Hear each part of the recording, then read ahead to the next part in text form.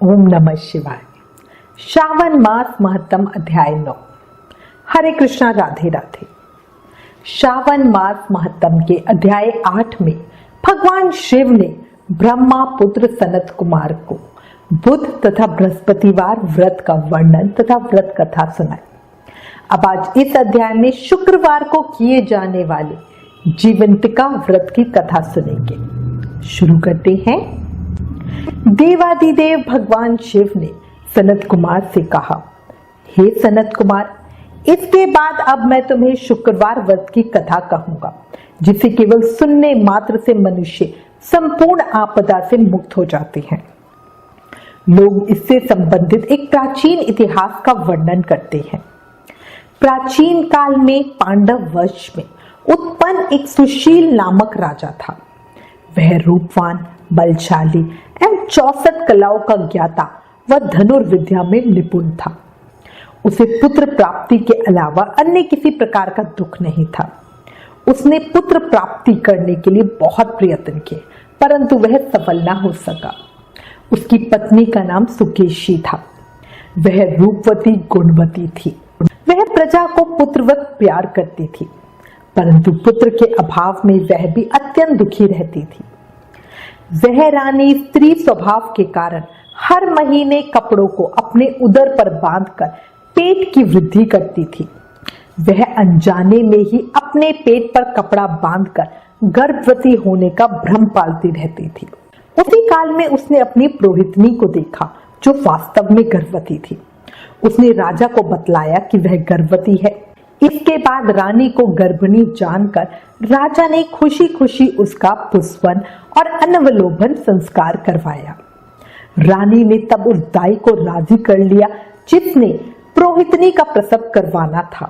8वां महीना होने पर सीमंतोन्नयन संस्कार के समय राजा अत्यंत हर्षित हुए। इसके बाद उस पुरोहित पत्नी का प्रसव काल सुनकर वह रानी भी उसी के समान सभी प्रसव संबंधी चेष्टाएं करने लगी। पुरोहित की पत्नी चूंकि पहली बार गर्भवती थी, अतः प्रसूति कार्य के प्रति वह पूरी तरह से अनजान थी और प्रसव कराने वाली दाई के कहने के अनुसार ही सब कर रही थी।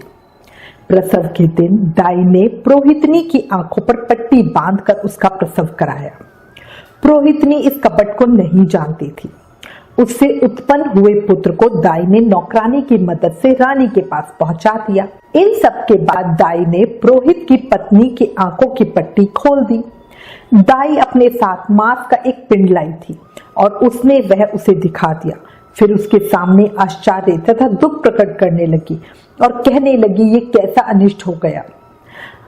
और उसके बाद उसने कहा कि अपने पुरोहित पति से इसकी शांति जरूर करवा लेना।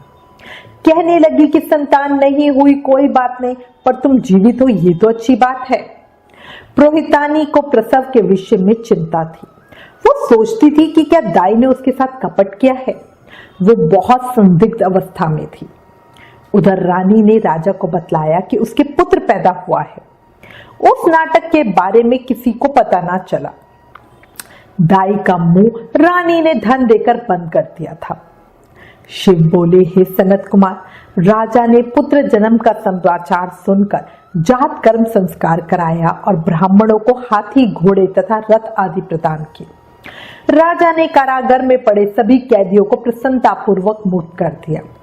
उसके बाद राजा ने सूतक के अंत में नाम, कर्म तथा अन्य सभी संस्कार किए। उन्होंने पुत्र का नाम प्रियव्रत रखा। दूसरी तरफ उस पुरोहितानी ने शुक्रवार के दिन श्रावण मास के महीने में देवी जीवंतिका का पूजन करवाया। उसने दीवार पर देवी जीवंतिका की मूर्ति बनवाई, पुष्पों आदि से उनकी पूजा की और 5 दीपक जलाकर गेहूं के आटे का दीप बनाकर प्रज्वलित किया और गेहूं के आटे को देसी घी में पकाकर भोजन करती और भगवान शिव की प्रार्थना करती और कहती, हे महादेव, मेरा पुत्र जहां कहीं भी हो उसकी रक्षा करना, क्योंकि वह जानती थी कि दाई ने उसके साथ छल किया है। कथा के पश्चात वह प्रभु को नमन करती। बहुत सालों तक वह ऐसा ही करती रही। देवी जीवंतिका की कृपा से वह बालक दूज के चांद के समान धीरे धीरे बढ़ने लगा। तथा पुरोहितानी की भक्ति और श्रद्धा से प्रभावित हो देवी जीवंतिका दिन रात उस बालक की रक्षा करती रही। इस प्रकार कुछ समय बीतने पर राजा की मृत्यु हो गई। तब प्रीत भक्त उनके पुत्र ने उनकी परलौकिक क्रिया संपन्न की। इसके बाद मंत्रियों तथा पुरोहितों ने प्रिय व्रत को राज्य पर अभिषिक्त किया। तब कुछ वर्षों तक प्रजा का पालन करके तथा राज्य भोग कर वह पितरों के ऋण से मुक्ति के लिए गया जी जाने की तैयारी करने लगा। राज्य का भार वृद्ध मंत्रियों पर भक्ति पूर्वक सौंपकर और स्वयं राजा के होने का भाव त्याग कर उसने करपट्टिका वेश यानी गुप्त वेश धारण कर लिया और गया जी के लिए प्रस्थान किया। मार्ग में रात होने व थकावट के कारण उसने एक गृहस्थ के यहाँ शरण ली। उस दिन उस गृहस्थ के यहाँ पुत्र ने जन्म लिया था। इससे पहले भी उस गृहस्थ के 5 पुत्र पैदा हुए थे। उन सबका देवी षष्ठी ने वध कर दिया था। परंतु छठे पुत्र के उत्पत्ति काल में राजा उस गृहस्थ के घर में विश्राम कर रहा था। रात में राजा के सो जाने पर उस बच्चे को ले जाने के लिए षष्ठी देवी आई। जीवंतिका देवी ने उस षष्ठी देवी को यह कहकर रोका कि राजा को लांघकर मत जाओ। तब जीवंतिका के रोकने पर वह षष्ठी देवी जैसे आई थी वैसे ही चली गई। इधर गृहस्थ ने राजा को बालक का रक्षक मानकर उससे एक दिन और वहां ठहरने की प्रार्थना की। गृहस्थ के अनुरोध पर राजा वहां ठहर गया। तदनंतर वह राजा अपने पिता के पिंडदान के लिए गया जी चला गया। वहां पिंडदान करते समय विष्णु पद वेदी पर कुछ अद्भुत घटना हुई। उस पिंड को ग्रहण करने के लिए 2 हाथ निकल कर आए। तब महान विस्मय युक्त राजा संशय में पड़ गए और पुनः पिंडदान कराने वाले ब्राह्मण के कहने पर उन्होंने विष्णु पद पर पिंड रख दिया। इसके बाद उन्होंने किसी ज्ञानी तथा सत्यवादी ब्राह्मण से इस विषय में पूछा।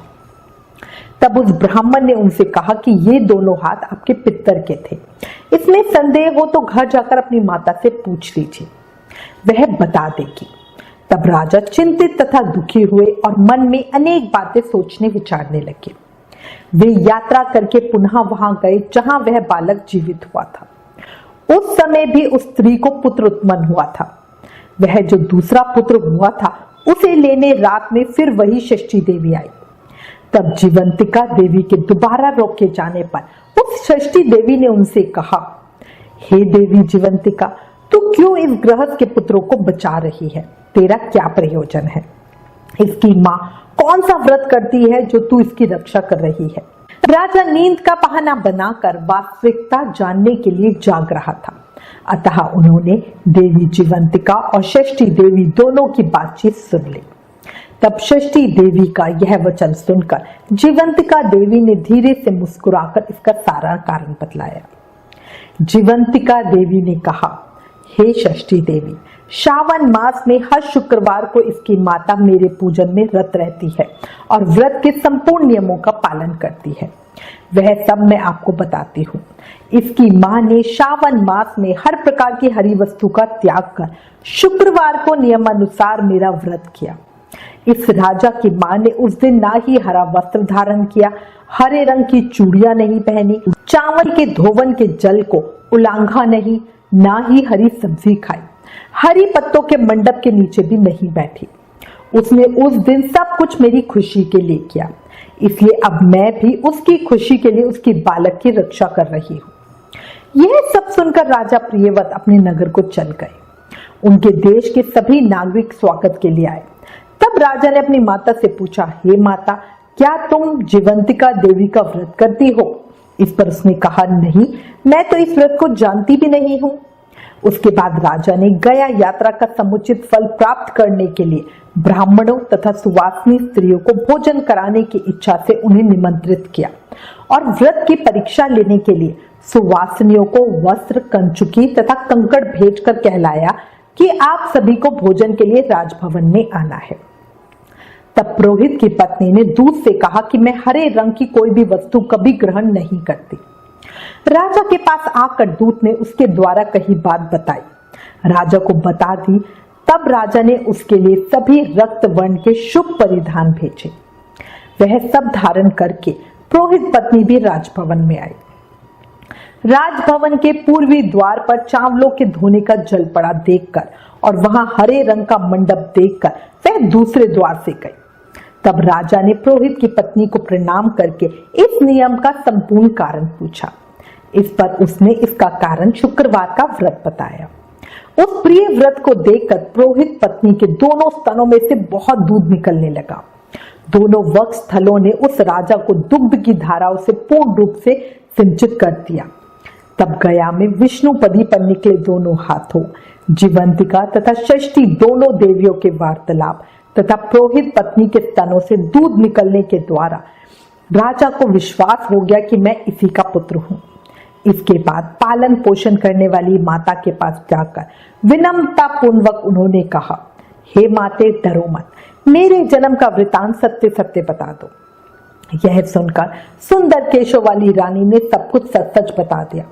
तब प्रसन्न होकर उन्होंने जन्म देने वाले अपने माता पिता को नमस्कार किया और संपत्ति से वृद्धि को प्राप्त कराया। वे दोनों भी परम आनंदित हुए। एक रात्रि को स्वप्न में राजा ने जीवंतिका देवी से पूछा, हे भद्रे, मेरे पिता तो जीवित हैं, तब गया में विष्णु पद में मुझे 2 हाथ क्यों दिखलाई दिए? देवी ने राजा को स्वप्न अवस्था में कहा, हे राजन, तुम्हें विश्वास में लाने के लिए ही मैंने माया रची थी, अब आप संशय ना करो। शिव बोले, हे सनत कुमार, मैंने श्रावण मास में शुक्रवार व्रत का महत्व तुम्हें सविस्तार कह सुनाया है। इस व्रत से मनुष्य की समस्त मनोकामनाएं पूरी हो जाती है और वह सर्व समर्थ हो जाता है, इसमें कुछ भी विचारणीय नहीं है। इस प्रकार शिवस्कंद पुराण के अंतर्गत ईश्वर सनत कुमार संवाद में श्रावण मास महत्तम में शुक्रवार देवी जीवंतिका व्रत कथन नामक 9वां अध्याय समाप्त। इस 9वें अध्याय के सुनने मात्र से मनुष्य के सभी मनोरथों की पूर्ति होती है। सावन का ये पवित्र माह भक्तों के मन की हर इच्छा पूरी करने वाला है। उन्हें सभी तरह के भौतिक सुख देने वाला परम दुर्लभ और महान सरल उपाय है। सभी प्रेम भाव से कथा सुने और जोर से जयकारा लगाए। हर हर महादेव, जय शिव शंभू।